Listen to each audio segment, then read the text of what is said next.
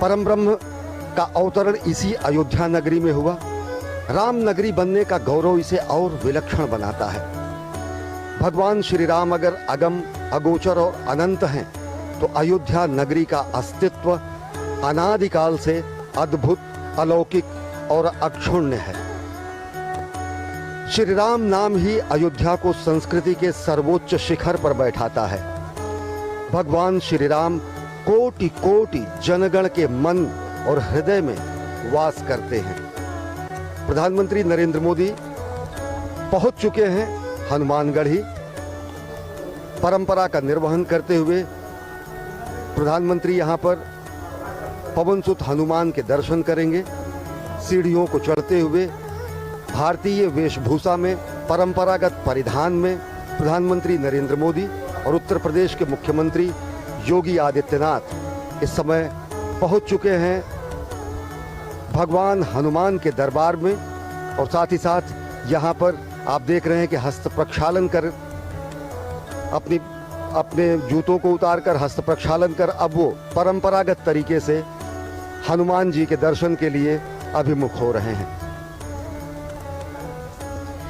माननीय प्रधानमंत्री महोदय का आगमन हो चुका है हनुमंत लाल के दरबार में और वो अब पूजन अर्चन करेंगे। मुख्यमंत्री उत्तर प्रदेश योगी आदित्यनाथ जी उनके साथ साथ हैं।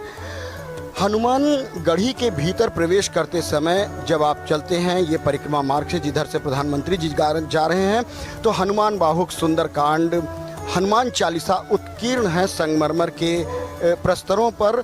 और अब जबकि माननीय प्रधानमंत्री जी गर्भगृह के ठीक सामने पहुंच गए हैं और वो पूजन अर्चन परंपरागत ढंग से कर रहे हैं। मनोजवम मारुतुल्य वेगम जितेंद्रियम बुद्धिमताम वरिष्ठम वातात्मजम वानरयूथ मुख्यम श्री राम दूतम शरणम प्रपद्ये। भगवान हनुमान श्री राम भगवान के अनन्यतम भक्त माने जाते हैं और ये परंपरा है कि अयोध्या धाम में पहुंचने वाला हर व्यक्ति सर्वप्रथम भगवान श्री राम के अनन्यतम भक्त पवनसुत हनुमान के दर्शन करेगा। और उसी परंपरा का निर्वहन कर रहे हैं प्रधानमंत्री नरेंद्र मोदी। इस समय हनुमानगढ़ी में मौजूद हैं, पवनसुत की आरती कर रहे हैं।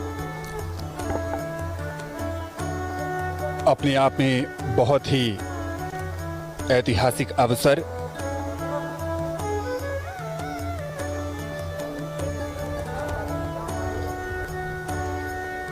प्रधानमंत्री नरेंद्र मोदी हनुमानगढ़ी में राम भक्त हनुमान की अर्चना करते हुए और अब परिक्रमा कर रहे हैं।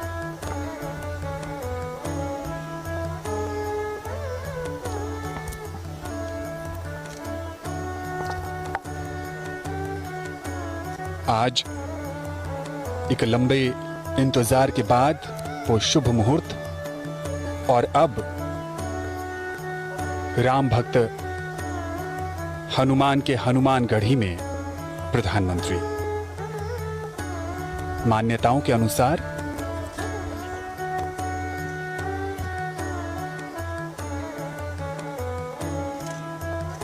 हनुमान जी का राज तिलक यहीं हुआ था। रामदूत अतुलित बलधामा अंजनी पुत्र पवन सुत नामा। भगवान हनुमान पवनसुत कहे जाते हैं और अंजनी पुत्र कहे जाते हैं। और सबसे बड़ी बात जो भगवान हनुमान को रामदूत की जो संज्ञा मिली हुई है वो उन्हें और विशिष्ट और विलक्षण बनाती है। और एक प्रतिबद्धता संपूर्ण विश्व के सामने स्पष्ट रूप से आती है जब खुद भगवान हनुमान ये कहते हैं कि राम काज कीन्हे बिना मोहि कहाँ विश्राम। और आज वही प्रतिबद्धता जो कि कही जाती है कि त्वदीयाय कार्याय बद्धा कटियम, यानी कि मातृभूमि के कार्य के लिए हम प्रतिबद्ध हैं, कटिबद्ध हैं। आज उसी प्रतिबद्धता के परिपूर्ण होने का दिन है और आज प्रधानमंत्री नरेंद्र मोदी के कमलों से भूमि पूजन होगा भगवान श्री राम के जन्म स्थल पर दिव्यतम भव्यतम मंदिर के निर्माण के लिए। और वो वही प्रतिबद्धता है भगवान हनुमान की प्रतिबद्धता कि राम काज कीन्हे बिना मोहि कहाँ विश्राम, और ये उसी प्रतिबद्धता का प्रस्फुटन है, ये उसी प्रतिबद्धता का उदाहरण है जो कहा जाता है त्वदीयाय कार्याय बद्धा कटियम। माननीय प्रधानमंत्री महोदय को हनुमानगढ़ी की उस परंपरा के अनुसार वो एक भेंट की गई सिर पर एक मुकुट जिसे उन्होंने धारण किया बहुत ही श्रद्धा के साथ, और वो एक प्रतीक होता है कि जो काज वो मन में लेकर आए थे वो पूर्णता को प्राप्त होगा। आशीर्वाद प्रदान होने की एक सनातन परंपरा का निर्वहन किया गया वहाँ के गद्दी नशीन द्वारा। माननीय प्रधानमंत्री जी ने बहुत ही श्रद्धा के साथ उसे ग्रहण किया। अयोध्या आज पूरी तरह से खुशी से नृत्य कर रही है, वो झूम रही है। आज उसके आराध्य, उनके इष्ट भगवान प्रभु श्री राम का, जो कि रामलला विराजमान के रूप में जन्मभूमि परिषद में विराजते हैं, उनके भव्य भवन का निर्माण होना है। आज भूमि पूजन के साथ कार्यारंभ होना है। उसी कड़ी में माननीय प्रधानमंत्री महोदय ने हनुमानगढ़ी का दर्शन किया और अब वो जन्मभूमि परिसर की तरफ आएंगे। और रहा सवाल अयोध्या का, तो अयोध्या साक्षी बन रही है उस ऐतिहासिक घड़ी के। ये जो इतिहास लिखा जा रहा है, उस इतिहास का साक्षात्कार करना अपने आप में एक दिव्यता की अनुभूति है।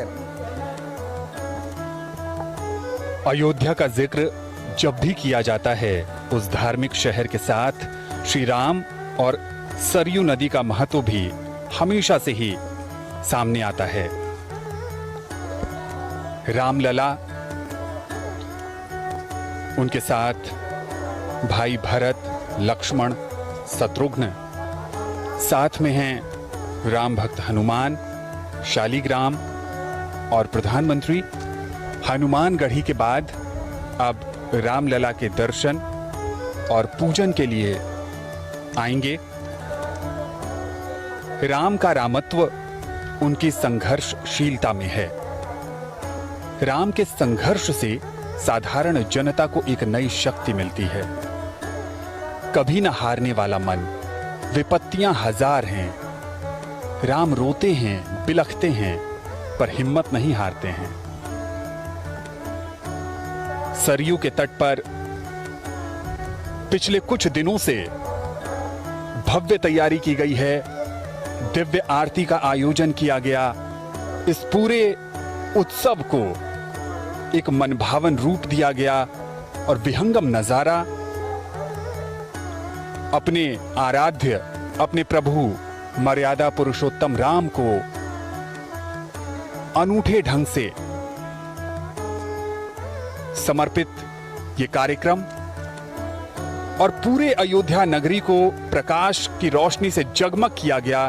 पिछले 2-3 दिनों से ये अद्भुत नजारा सरयू के तट पर राम की पैड़ी और दीपोत्सव भी मनाया गया। यहाँ पर मान्यताओं के अनुसार रामायण और रामचरितमानस में इस बात का भी जिक्र है कि जब राम 14 वर्ष के बाद वनवास काटकर अयोध्या नगरी लौटे थे, तो उस समय अयोध्या वासियों ने दीप जलाकर प्रभु का स्वागत किया था।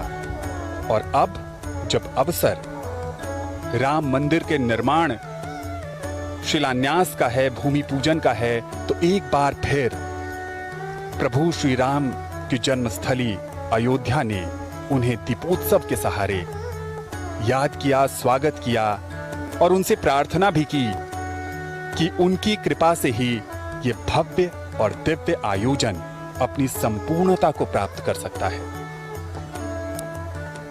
पिछले 2 दिनों से दीप मालिकाओं में सजी संवरी अयोध्या राम के पुनरागमन का आभास करा रही है। राम का पुनरागमन अयोध्या में इस मायने में हो रहा है कि भगवान श्री राम का अयोध्या में ही वनवास समाप्त हो रहा है। सरयू तट पर असंख्य दीपों से, जगमगाहट से भगवान श्री राम के पुनरागमन का आभास देश और दुनिया ने किया। भगवान श्री राम यहाँ के रोम रोम में विराजते हैं और अब जब वो क्षण आया है जिसका युगों युगों से लोगों को इंतजार था, तो संपूर्ण अयोध्या अपने संपूर्ण यौवन रूप में, अब अयोध्या के वैराग्य में अब सौभाग्य का उदय हुआ है और संपूर्ण सजी संवरी यौवन रूप में अयोध्या इस युगांतकारी क्षण के साक्षात के लिए तैयार है। सरयू की महिमा भी समूचे अयोध्या को और पावन बनाती है। गंगा से भी ज्यादा पवित्र और महात्म सरयू का माना जाता है। भगीरथ ने खुद अपने पुरखों के उद्धार के लिए अगर गंगा को लाया, तो साक्षात यहाँ पर ईश्वर ने सरयू को प्रकट किया था। ये तस्वीरें आप देख रहे हैं सभा मंडप का, जहाँ पर विशिष्ट आमंत्रित गणमान्य महानुभाव यहाँ पर मौजूद हैं।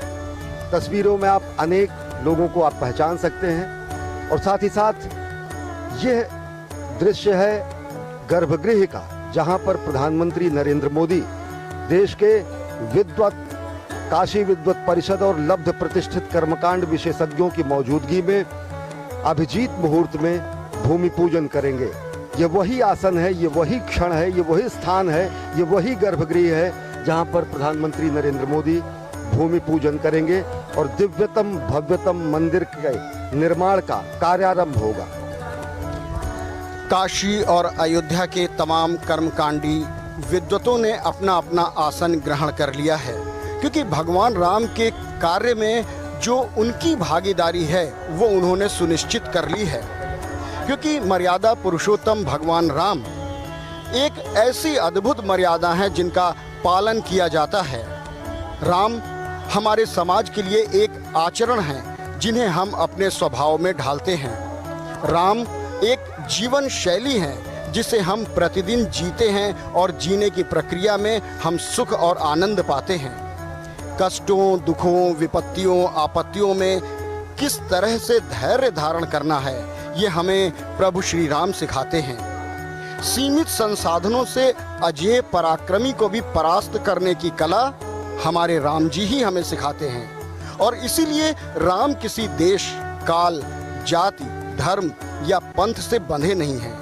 पूरे विश्व में राम को एक आदर्श, एक मर्यादा और एक आचरण के रूप में पूजा जाता है। राम अखिल ब्रह्मांड के नायक हैं। थाईलैंड में जो रामायण चलती है उसे रामकियन के नाम से जाना जाता है। बैंकॉक के शाही बुद्ध मंदिर पर कहें तो वहाँ भी राम कथा का अंकन मिलता है।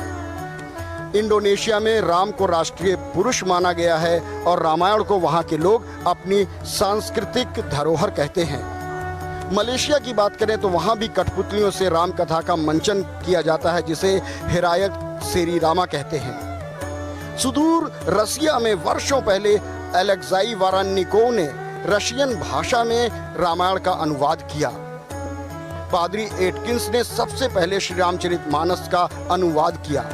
तात्पर्य ये कि राम किसी एक परिधि में बंधने वाले नहीं हैं, क्योंकि वो व्यक्ति नहीं हैं, वो एक आदर्श हैं, वो मानव जीवन जीने की शैली हैं। और इस बीच एक बार फिर मुख्यमंत्री महोदय आगवानी के लिए उपस्थित हो गए हैं माननीय प्रधानमंत्री महोदय के, और वो अपने काफिले के साथ यहाँ पर उपस्थित हुए हैं। उनकी आगवानी करते हुए गणमान्य लोग, अब माननीय प्रधानमंत्री का आगमन हो चुका है उस घड़ी की तरफ जहाँ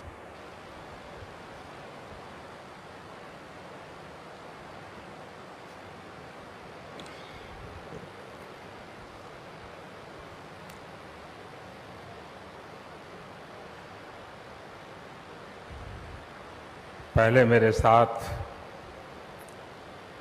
प्रभु राम जी को, माता जानकी को जरा याद कर लें, उसके बाद ही मैं अपनी बात को आगे बढ़ाऊंगा। सियावर रामचंद्र की, सियावर रामचंद्र की जय सिया राम, जय सिया राम। आज ये जयघोष सिर्फ सियाराम की नगरी में ही नहीं सुनाई दे रहा, बल्कि इसकी गूंज पूरे विश्व भर में है। सभी देशवासियों को और विश्व भर में फैले करोड़ों करोड़ों भारत भक्तों को, राम भक्तों को आज के इस पवित्र अवसर पर कोटि कोटि बधाई।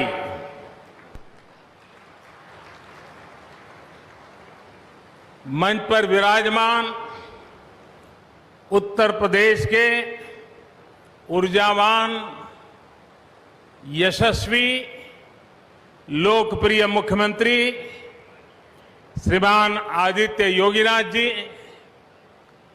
यूपी की गवर्नर बहन आनंदीबेन पटेल जी, परम पूज्य नृत्य गोपाल दास जी महाराज और हम सभी के श्रद्धेय आदरणीय मोहनराव भागवत जी, और यहां पर हिंदुस्तान के कोने कोने से आए हुए सभी संत परंपरा के महान तपस्वी जन, देश के सभी नागरिकों, ये मेरा सौभाग्य है कि श्री राम जन्मभूमि तीर्थ क्षेत्र ट्रस्ट ने मुझे आमंत्रित किया, इस ऐतिहासिक पल का साक्षी बनने का अवसर दिया। मैं इसके लिए हृदयपूर्वक श्री राम जन्मभूमि तीर्थ क्षेत्र ट्रस्ट का आभार व्यक्त करता हूं।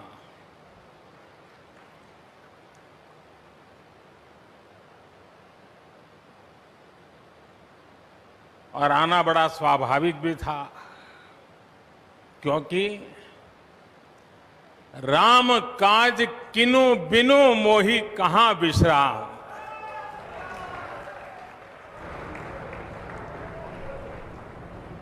भारत आज भगवान भास्कर के सानिध्य में सरयू के किनारे एक स्वर्णिम अध्याय रच रहा है। कन्याकुमारी से क्षीर भवानी तक, कोटेश्वर से कामाख्या तक, जगन्नाथ से केदारनाथ तक, सोमनाथ से काशी विश्वनाथ तक, समेत शिखर से श्रवण बेलगोला तक, बोध गया से सारनाथ तक, अमृतसर साहब से पटना साहिब तक, अंडमान से अजमेर तक, लक्षद्वीप से लेह तक, आज पूरा भारत राममय है। पूरा देश रोमांचित है, हर मन दीपमय है। आज पूरा भारत भावुक है। सदियों का इंतजार आज समाप्त हो रहा है। करोड़ों लोगों को आज ये विश्वास ही नहीं हो रहा होगा कि वो अपने जीते जी इस पावन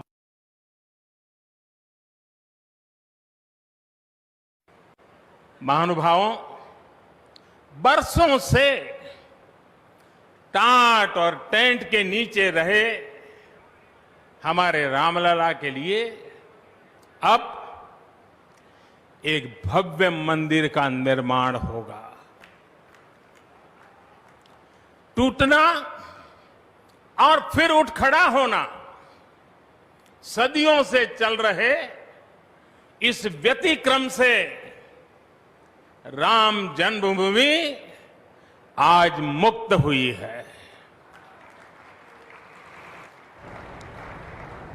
मेरे साथ एक बार फिर बोलिए, जय सिया राम, जय सिया राम। साथियों, हमारे स्वतंत्रता आंदोलन के समय कई पीढ़ियों ने अपना सब कुछ समर्पित कर दिया था। गुलामी के कालखंड में कोई ऐसा समय नहीं था जब आजादी के लिए आंदोलन न चला हो। देश का कोई भूभाग ऐसा नहीं था जहां आजादी के लिए बलिदान न दिया गया हो। 15 अगस्त का दिन उस अथाह तप का लाखों बलिदानों का प्रतीक है। स्वतंत्रता की उस उत्कंठ इच्छा, उस भावना का प्रतीक है। ठीक उसी तरह राम मंदिर के लिए कई कई सदियों तक, कई कई पीढ़ियों ने अखंड, अविरत, एक निष्ठ प्रयास किया है। आज का ये दिन उसी तप, त्याग और संकल्प का प्रतीक है। राम मंदिर के लिए चले आंदोलन में अर्पण भी था, तर्पण भी था, संघर्ष भी था, संकल्प भी था। जिनके त्याग, बलिदान और संघर्ष से आज ये स्वप्न साकार हो रहा है, जिनकी तपस्या राम मंदिर में नींव की तरह जुड़ी हुई है, मैं उन सब लोगों को 130 करोड़ देशवासियों की तरफ से सर झुका करके नमन करता हूं, उनका वंदन करता हूं। संपूर्ण सृष्टि की शक्तियां राम जन्मभूमि के पवित्र आंदोलन से जुड़ा हर व्यक्तित्व जो जहां है इस आयोजन को देख रहा है, वो भाव विभोर है, सभी को आशीर्वाद दे रहा है। साथियों, राम हमारे मन में गढ़े हुए हैं, हमारे भीतर धुल मिल गए हैं। कोई काम करना हो तो प्रेरणा के लिए हम भगवान राम की ओर ही देखते हैं। आप भगवान राम की अद्भुत शक्ति देखिए। इमारतें नष्ट हो गई,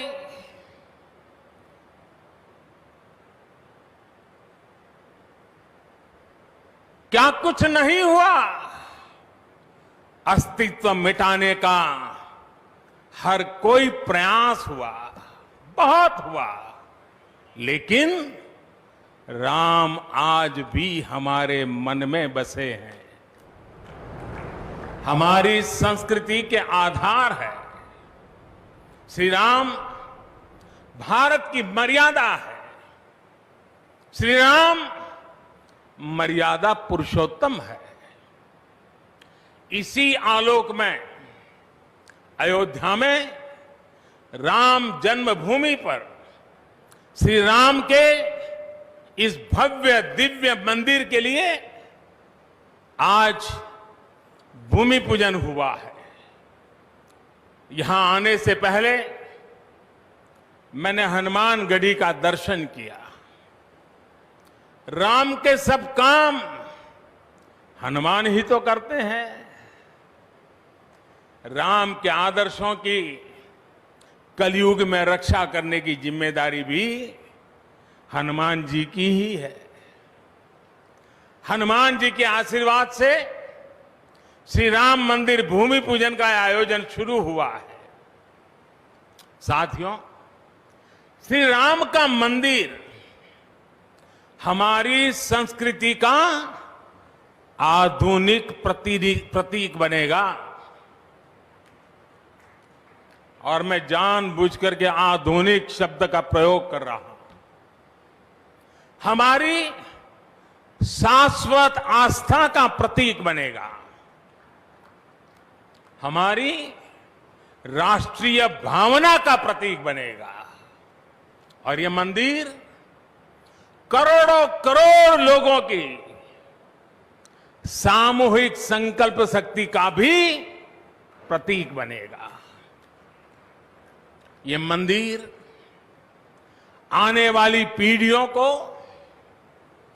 आस्था, श्रद्धा और संकल्प की प्रेरणा देता रहेगा। इस मंदिर के बनने के बाद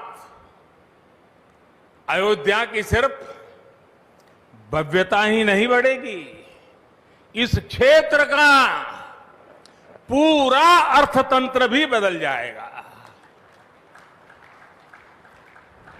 यहां हर क्षेत्र में नए अवसर बनेंगे, हर क्षेत्र में अवसर बढ़ेंगे। सोचिए, पूरी दुनिया से लोग यहां आएंगे, पूरी दुनिया प्रभु राम और माता जानकी का दर्शन करने आएगी। कितना कुछ बदल जाएगा यहां। साथियों, राम मंदिर के निर्माण की ये प्रक्रिया राष्ट्र को जोड़ने का उपक्रम है, ये महोत्सव है विश्वास को विद्यमान से जोड़ने का, नर को नारायण से जोड़ने का, लोक को आस्था से जोड़ने का, वर्तमान को अतीत से जोड़ने का और स्व को संस्कार से जोड़ने का। आज के इस ऐतिहासिक पल युगों युगों तक, दिग दिगंत तक भारत की कीर्ति पताका फहराते रहेंगे। आज का ये दिन करोड़ों राम भक्तों के संकल्प की सत्यता का प्रमाण है। आज का ये दिन सत्य, अहिंसा, आस्था और बलिदान को न्याय प्रिय भारत की एक अनुपम भेंट है।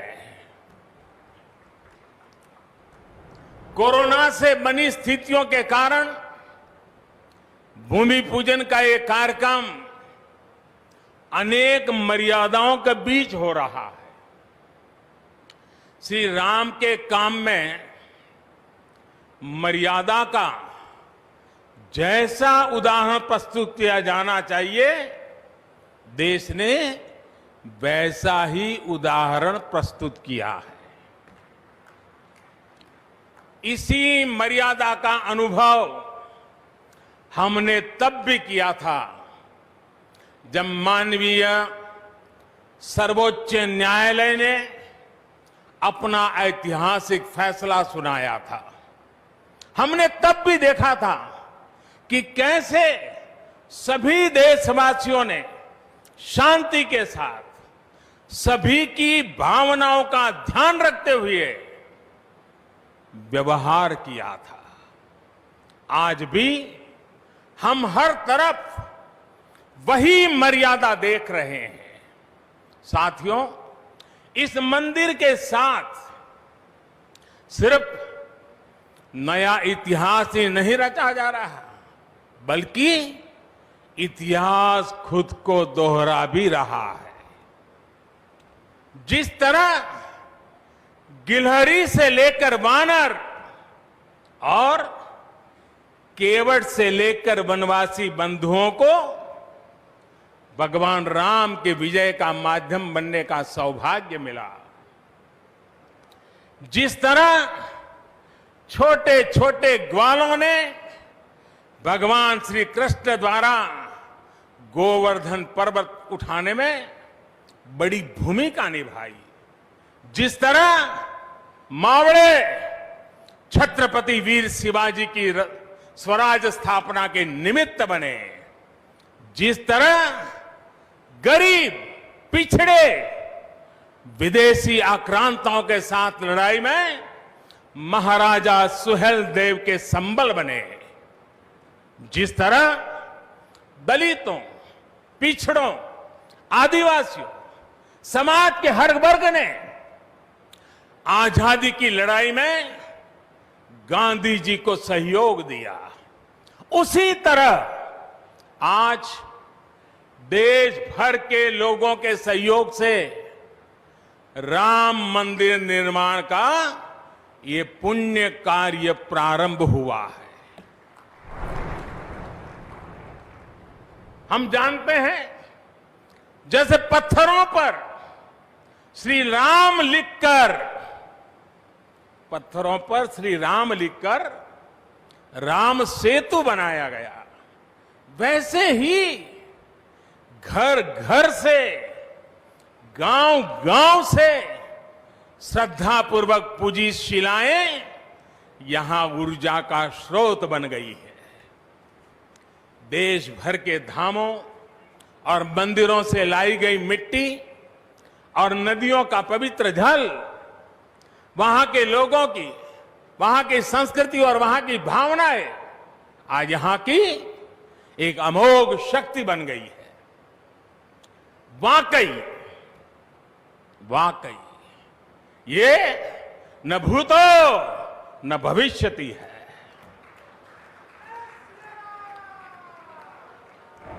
भारत की आस्था, भारत के लोगों की सामूहिकता और इस सामूहिकता की अमोघ शक्ति पूरी दुनिया के लिए अध्ययन का विषय है, शोध का विषय है। साथियों, श्री रामचंद्र को तेज में सूर्य के समान, क्षमा में पृथ्वी के तुल्य, बुद्धि में बृहस्पति के सदस्य और यश में इंद्र के समान माना गया है। श्री राम का चरित्र सबसे अधिक जिस केंद्र बिंदु पर घूमता है वो है सत्य पर अड़िग रहना। इसलिए ही श्री राम संपूर्ण है, इसलिए ही वो हजारों वर्षों से भारत के लिए प्रकाश स्तंभ बने हुए हैं। श्री राम ने सामाजिक समरसता को अपने शासन की आधारशिला बनाया था। उन्होंने गुरु वशिष्ठ से ज्ञान, केवट से प्रेम, सबरी से मातृत्व, हनुमान जी एवं वनवासी बंधुओं से सहयोग और प्रजा से विश्वास प्राप्त किया। यहां तक कि एक गिलहरी की महत्ता को भी उन्होंने सहर्ष स्वीकार किया। उनका अद्भुत व्यक्तित्व, उनकी वीरता, उनकी उदारता, उनकी सत्यनिष्ठा, उनकी निर्भीकता, उनका धैर्य, उनकी दृढ़ता, उनकी दार्शनिक दृष्टि युगों युगों तक प्रेरित करते रहेंगे। राम प्रजा से एक समान प्रेम करते हैं, लेकिन गरीबों और दीन दुखियों पर उनकी विशेष कृपा रहती है। और इसीलिए तो माता सीता राम जी के लिए कहती हैं, दीन दयाल बिरिदु संभारी, यानी जो दीन है, जो दुखी हैं, उनकी बिगड़ी बनाने वाले श्री राम है। साथियों, जीवन का ऐसा कोई पहलू नहीं है जहां हमारे राम प्रेरणा न देते हो। भारत की ऐसी कोई भावना नहीं है जिसमें प्रभु राम झलकते न हो। भारत की आस्था में राम है, भारत के आदर्शों में राम है, भारत की दिव्यता में राम है, भारत के दर्शन में राम है। हजारों साल पहले वाल्मीकि रामायण, जो राम प्राचीन भारत का प्रदर्शन कर रहे थे, जो राम मध्य युग में तुलसी, कबीर और नानक के जरिए भारत को बल दे रहे थे, वही राम आजादी की लड़ाई के समय बापू के भजनों में अहिंसा और सत्याग्रह के शक्ति बनकर मौजूद थे। तुलसी के राम सगुण राम है, तो नानक और कबीर के राम निर्गुण राम है। भगवान बुद्ध भी राम से जुड़े हैं, तो सदियों से ये अयोध्या नगरी जैन धर्म की आस्था का भी केंद्र रहा है। राम की यही सर्वव्यापकता भारत की विविधता में एकता का जीवन चरित्र है। तमिल में कंब रामायण, तो तेलुगु में रघुनाथ और रंगनाथ रामायण है। उड़िया में रुईपात कातेड़पदी रामायण है, तो कन्नड़ा में कुमुदेंदु रामायण है। आप कश्मीर जाएंगे तो आपको रामावतार चरित मिलेगा, मलयालम में रामचरितम मिलेगी, बांग्ला में कृतिवास रामायण है, तो गुरु गोविंद सिंह जी ने तो खुद गोविंद रामायण लिखी है। अलग अलग रामायणों में अलग अलग जगहों पर राम भिन्न भिन्न रूपों में मिलेंगे, लेकिन राम सब जगह हैं, राम सबके हैं। इसलिए राम भारत की अनेकता में एक तरह के सूत्र है। साथियों, दुनिया में कितने ही देश राम के नाम का वंदन करते हैं, वहां के नागरिक खुद को श्री राम से जुड़ा हुआ मानते हैं। विश्व की सर्वाधिक मुस्लिम जनसंख्या जिस देश में है वो है इंडोनेशिया। वहां हमारे देश की तरह काकाविन रामायण, स्वर्णदीप रामायण, योगेश्वर रामायण जैसी कई अनूठी रामायण है। राम आज भी वहां पूजनीय है। कंबोडिया में रमकेर रामायण है, लाओ में फ्रालाब रामायण है, मलेशिया में हिकायत सेरी राम, तो थाईलैंड में रामाकेन है। आपको ईरान और चीन में भी राम के प्रसंग तथा राम कथाओं का विवरण मिलेगा। श्रीलंका में रामायण की कथा जानकी हरण के नाम सुनाई जाती है, और नेपाल का तो राम से आत्मीय संबंध माता जानकी से जुड़ा है। ऐसे ही दुनिया के और न जाने कितने देश हैं, कितने छोर हैं, जहां की आस्था में या अतीत में राम किसी न किसी रूप में रचे बसे हैं। आज भी भारत के बाहर दर्जनों ऐसे देश हैं जहां वहां की भाषा में राम कथा आज भी प्रचलित है। मुझे विश्वास है कि आज इन देशों में भी करोड़ों लोगों को राम मंदिर के निर्माण का काम शुरू होने से बहुत सुखद अनुभूति हो रही होगी। आखिरकार राम सबके हैं, राम सब में है। साथियों, मुझे विश्वास है कि श्री राम के नाम की तरह ही अयोध्या में बनने वाला भव्य राम मंदिर भारतीय संस्कृति की समृद्ध विरासत का द्योतक होगा। मुझे विश्वास है कि यहां निर्मित होने वाला राम मंदिर अनंत काल तक पूरी मानवता को प्रेरणा देगा। इसलिए हमें यह भी सुनिश्चित करना है कि भगवान श्री राम का संदेश, राम मंदिर का संदेश, हमारी हजारों सालों की परंपरा का संदेश कैसे पूरे विश्व तक निरंतर पहुंचे, कैसे हमारे ज्ञान, हमारी जीवन दृष्टि से विश्व परिचित हो, ये हमारी वर्तमान और हमारी भावी पीढ़ियों की विशेष जिम्मेदारी है। इसी को समझते हुए आज देश में भगवान राम के चरण जहां जहां पड़े वहां राम सर्किट का निर्माण किया जा रहा है।